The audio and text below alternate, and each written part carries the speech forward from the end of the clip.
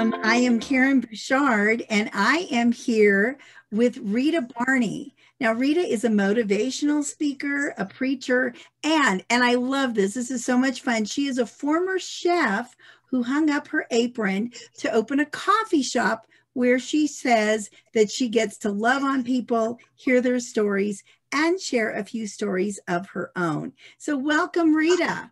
Hi. So you have written a book that you describe as a collection of humorous, heartfelt stories about grace. And I love how you describe the questions that you include at the end of every chapter. You say that these questions are like the reader's personal espresso machine. Absolutely. Only a coffee shop owner would totally get that, you know? I just love it. So tell me a little bit about why you wrote this book. The words on every page are for those people, especially for women that find themselves doubting who they are. They find themselves wondering if God has forgotten them or if God had ever given them a purpose. It's written for those people that are continually looking across the fence, watching everybody else's gardens bloom, and they feel left out. And so that being said, I had to write it because part of that was my life. I was part of that religious crowd that didn't understand grace, that found that life was more about judgment and about perfection. You know, I was the one that had to search for my value. And when I found my value in grace, then it just changed everything. This concept, really grasping this truth, made a huge change in your life. How did it change your life?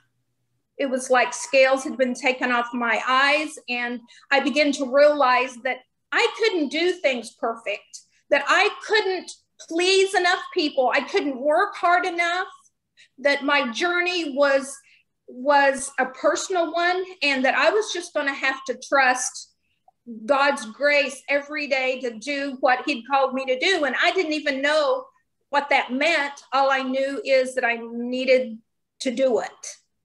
I don't know of a woman that doesn't apply to. Exactly. All of us. You described me. You described all of us. And so we're all in need of the message that you talk about in this book, and to have an epiphany similar to what you had, where we really gain a heartfelt understanding of grace in a way that we can actually begin to live it out. Absolutely. So after a reader finishes the last page of your book and they close the cover, how do you want them to be different? I want them to know what real freedom is. Real freedom to be themselves, whether it's pink hair, tattoos, whether it's a businesswoman, a chef, a personal trainer, a stay-at-home mom. I want them to know that whatever you choose, it's okay with God. He just wants us to trust him. And if we get lost, he's going to find us. So whatever that purpose is in our life, he's going to get us there. Side roads, muddy roads, bumpy roads, detours, his grace is sufficient. You have shared with me that you love being a cheerleader to others. Tell me a little bit more about that. I can't help myself, Karen. I mean, you know, it's just like daily. And I find that that's really the purpose of my cafe. And I hope I don't get choked up in tears because, you know, I've opened up the cafe to feed people physically, and it was so much fun. But the irony of that is it's still, my four walls are still here. I get dressed every morning, put on my red lipstick, you know, and come down, but it's not about feeding the people physically anymore. It's about feeding their soul. And the townspeople, and even on social media, you know, I get messages and they're like, this is what I'm going through. and I don't know how to stop it, and my life's out of control, or I'm depressed, or whatever the situation. And I find that feeding the soul is not that much different than feeding people physically. You just like, I put everything I had into my food, but there was a time that I needed to spend more time with the people and helping them find their destiny, being like, you can do this. Your day may suck.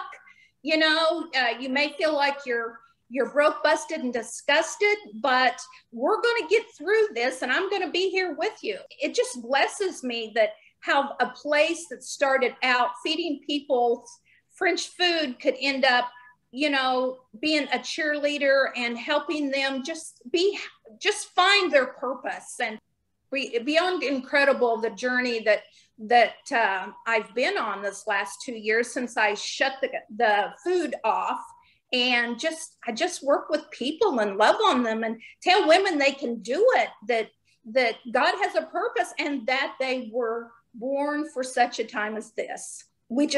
Sometimes we just need like a team. Back in the day, the cheerleaders at a football game had this little cheer, and it was rah, rah, ree, kick them in the knee, rah, rah, ras, kick them in the other knee.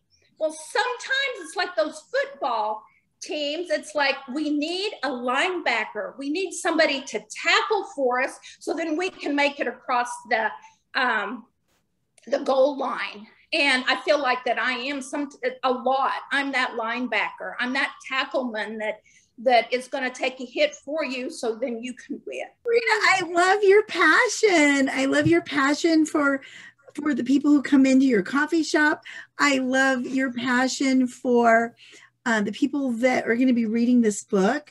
So it sounds like you're cheerleading them on in the coffee shop, what you do there, and then also in the pages of your book. My life here kind of just took form on the paper pages, I guess you could say. People know that, but they know they can't say anything naughty enough or bad enough or enough cuss words that's going to make me not continue to love them.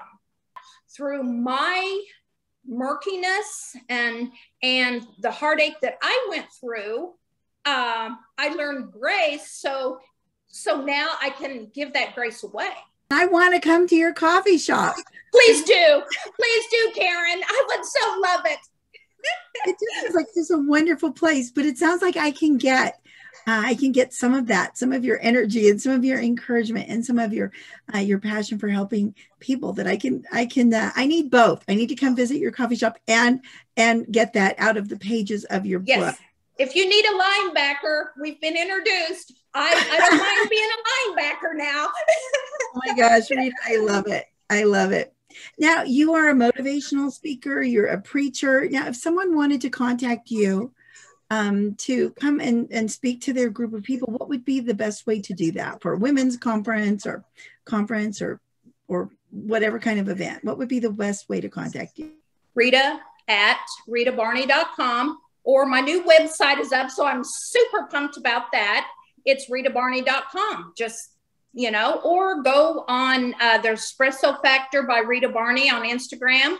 Holler at me there. Yeah, Rita Barney on Facebook. Anybody can contact me anytime because I'm just here for the people. Well, thank you so much for joining me. And I am so excited about your book and what Coffee Talk is going to do in the lives of the readers. So kudos to you. Thank you. All righty. Thank you for having me.